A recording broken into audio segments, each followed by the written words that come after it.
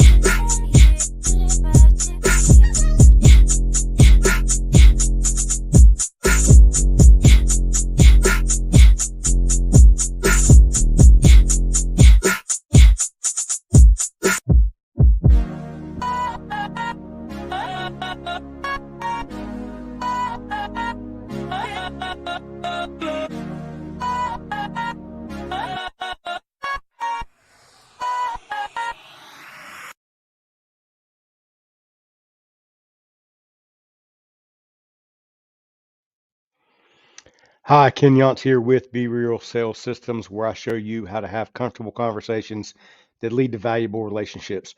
Guys, today I want to talk about the peaks and valleys of what we do. When you're out knocking doors, you kind of feel like you're on an island, and it's easy to kind of a 2 hour time stretch where you go knocking on doors, people aren't home, they're not answering, you're getting, shot down, whatever it may be. But 2 hours can feel like an 8 hour day already. I mean, it just beats you up mentally way more than physically. And I want to tell you a brief story about when I first got into door to door sales. And I didn't, intentionally choose to go into it, but I was working another job, and they had about a 90-day period where they were going to put us basically laid us off, and said, you got a job, 90 days, come back. So I had to find something. And back then you had classified ads in the newspaper, went in there and saw, a brief description of kind of what it was, very vague. And I go to this little strip mall in Charleston, South Carolina, and go into this little office, and there's just chairs in a room, and turns out, it's just a bunch of people coming there, not really knowing what it was. We were just kind of all in the same boat. And then, as it turned out, it was selling meat out the back of a truck, with a coffin freezer and a generator, and going door to door and selling meat. And I was like, man, I got a 4 year old and a not even 1 year old at home. I just got to make this work for 90 days. So I was up against it. I had to do something, and I just went in there and said, man, let's see what happens. So the first 3 days, you're just in the truck with someone else, and kind of watch them and listen to them or whatever. And I was fortunate. I went out with the number one sales guy at the time, and just kind of watched what he did. Um, and I was young. I mean, I was probably 22 years old. Wasn't really absorbing it. I just kind of was just there. I didn't really know what was good and what was bad about what he was doing. I just knew he was the best guy, so let's go ride with him.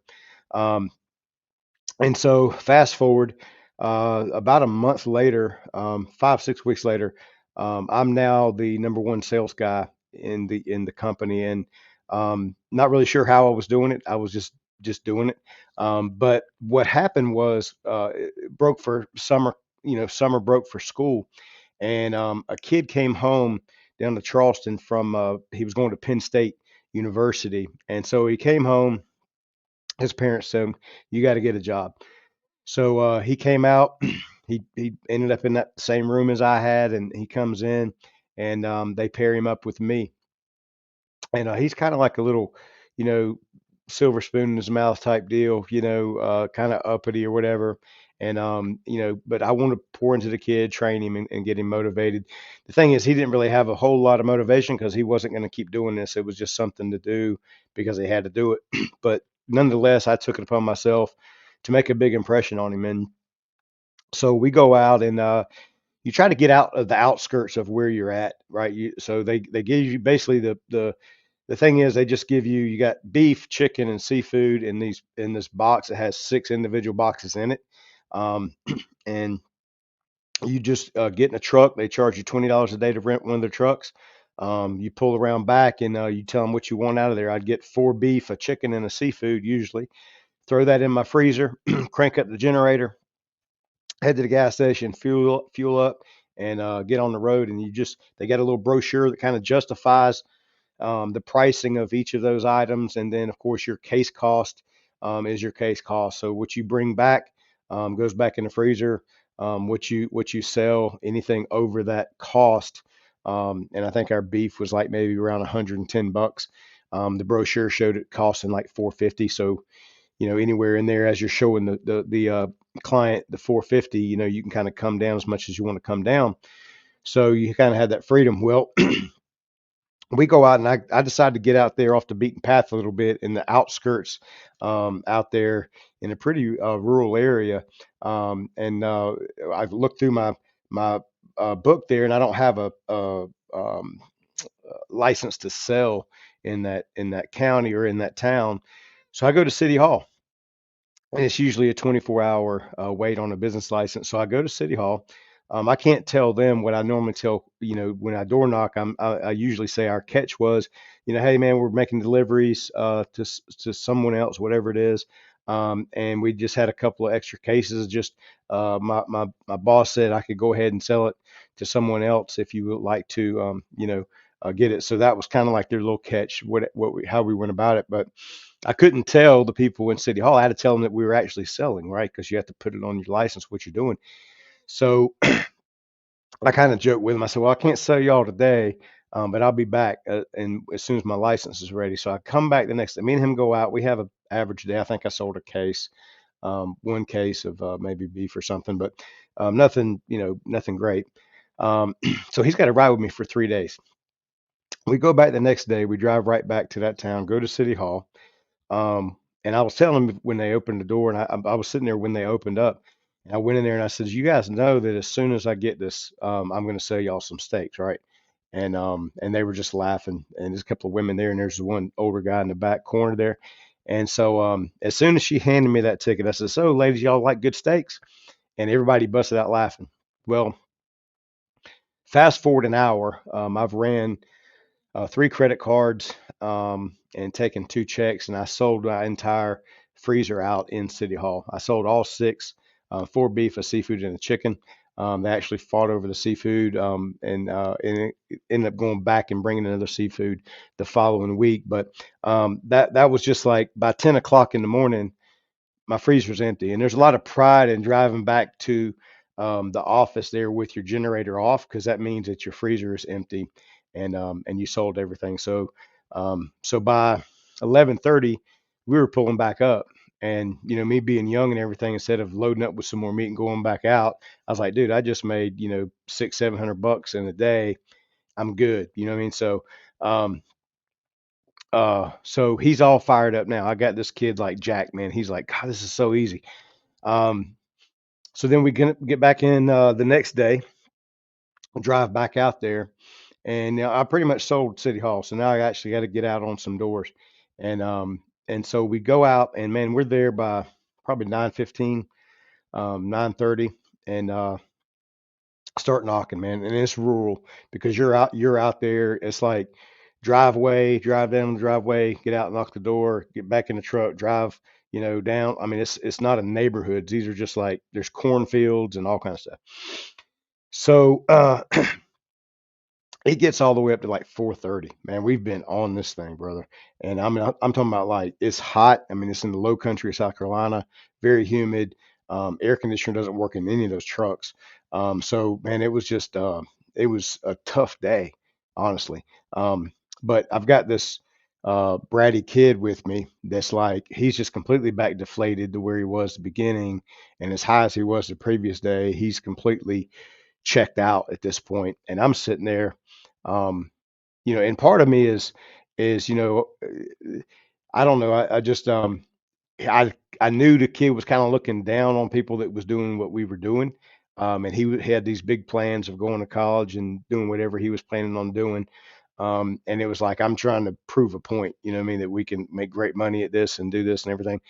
So it was really just the competitive part of me that wanted to just keep going, because honestly, if that kid wasn't in the truck, I would have went back home, because what would have happened is that little voice on your shoulder just starts talking to you and telling you, man, dude, you made $600 yesterday. I mean, this was back in 93. Well, that's great money back in 93, right? But you made $600 yesterday, dude. You're good, man. Like, you don't have to do this. Like, just go home, man. It's a bad day. We'll start back over tomorrow. But because the kid was there, I like the competitive part of me was not going to let that happen. So we keep going. Well, he had made a comment or something, and I said, man, you just don't ever know, because he's looking at these houses, and there's some poor looking houses. I'm not going to lie. Um, and I said, man, you just can't judge a book by its cover. And I'm just coming up with all these like cliche things because I'm trying to, motivate the kid, and trying to prove a point, right? That you just don't know. And it's almost like I'm trying to defend the poor people, because I kind of came up that way. And it's like, I'm kind of feeling some kind of way about them, and I'm trying to prove a point. But I said, man, the next left hand turn, in the next house on the left, we're gonna sell, bro. And so sure enough, the next left was between two cornfields. Like, I'm not, this is on my daughter's life, man. That's my daughter right there, on her life. The next left was a cornfield, on both sides. You turned in, it was taller than the truck. And now we're going this pothole ridden dirt road. And he's laughing like uncontrollably. Um, and sure enough, the next house on the left, I turn in, and it's a wrapped around, old, farmhouse looking, house, and it's just really really old, almost looked haunted, and it had a black screen, up on it. The screen door was barely hanging on. There's kids riding around on bicycles, and running around barefooted, just like doing their thing.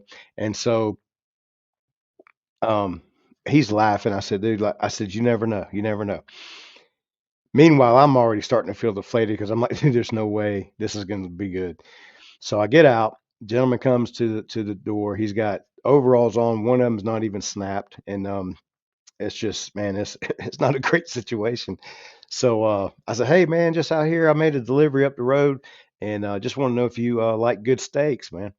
And oh yeah, yeah, yeah. So he comes out there, and so now I'm gonna show him, right? So I get out, climb up in the truck, cut off the generator, open the freezer, pull out a case of beef, um, take it out on the tailgate. I got kids running around, kids trying to grab the meat, and I don't want to stay out long. It's hot. It's supposed to be in the freezer, so we're not going to show very long.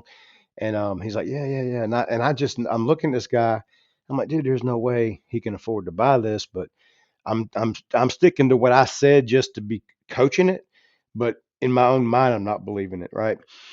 So he's like, yeah, I like. So we got to the price. Well, I pitched him pretty low because I didn't think he had money. Well, about that time, we're kind of going back and forth, and he wanted to kind of look at the chicken. So I showed him on the brochure. I said, I really don't want to take anything outside of the freezer. It's kind of hot out here. Let me show you what we got here. And I showed him on the brochure. Then a car pulls up. Turns out it's his daughter, and she works probably an hour away, at an office or whatever. She gets out, really dressed, really nice, and she looks at it. They start talking. They're holding the brochure, chit chat, and she says, "Well, how much for all of it?" And I was like, "What the heck?" So turns out she gave me a credit card and bought my entire freezer out, like bought everything. And between her house, it was back behind his house, them drive a little bit further. They both, like, I helped them put it in their freezers, and they bought the entire truck out. And like I was blown away. And so in those 2 days, the lessons that kid picked up. I mean, I was so excited when I got back in the truck, and I was talking so much trash to this kid, that when I got back in, like I said, we were out in the rural areas. I mean, we were probably, man, we were 45 minutes or so from the interstate just to get back to Charleston. And I was so excited. I came out of the dirt road, and I went the wrong way for 45 minutes. I went completely the other way back, you know. So I realized, man, this don't look familiar. This is back before GPS and all that stuff. So you just had to know where you were going. But um, I talked so much trash to that kid. But the reality, as I look back on it, the experience that that gave me of understanding, hey, there's these voices that are going to keep telling you, like, check out, dude, you're good. You did good the other day. That's going to be enough to carry you. You sold enough for a whole week, pretty much in that one day. And it's just all these little, excuses that we give ourselves. It's hot outside. You just tell yourself all these different things, man. And I think I held on to that. Now I didn't keep selling meat. I went back to my other job, but the reality is, like, as I, kind of got back into sales at different times throughout my adult life, that lesson has always stuck with me. And I know that it made an impact on that kid as well. Because fast forward another month, and he is right there with me, neck and neck, selling the most in the company. So I know it made a huge impact. But guys, the moral of this story and the whole point of it is you're going to have peaks and valleys, man. One day it's going to go great. And it's like, man, this is so easy. You're going to be in that zone. And then the next day it's just going to be like, oh my God, dude, like, man, this is crap. I'm quit. I'm just going to get a regular job, like all these other things. And it's just this yin and yang, man. It goes back and forth because it's such a roller coaster ride when you're outdoor knocking, guys. But here's the reality. I heard this put a certain way, and it's another thing that stuck with me is gold mining. Gold mining, man, you move a lot of dirt to get to a little bit of gold. A little bit of gold is very valuable, but you got to move a lot of dirt. And I don't know anybody that mines for dirt, that mines for gold, that complains about the dirt. You have to go through the tough times to get to the good. And the reality is that in this industry, there's going to be snippets. There may be a 1 day snippet. There may be a 3 day snippet. There may be a 3 week snippet of time where you're down here. But if you look across the entire plane of the entire scope of work over an extended period of time, if you just keep doing the work and keep learning from your mistakes, you don't lose, you win or you learn. And if you just continue plugging away, and just get that competitive spirit in you, like luckily for me, I had somebody there that pushed me to have that experience, just because they were in the truck with me, man, because I just didn't want to, I just wanted to prove a point to him. It wasn't even, it should have been about my family. It should have been about paying bills and doing all these other things, but it wasn't even about that. I had to find something else. So you have to find, like, in the movie Waterboy, Bobby Boucher talks about his tackling fuel, right? What's your tackling fuel, and what motivates you? If you got to put somebody in the truck with you to motivate you to get out there and don't check out, then go do that. But set yourself up for success. But understand there's going to be the good days, there's going to be the bad days. You got to keep plugging away. And always, guys, be authentic, be yourself, and above all else, always be real.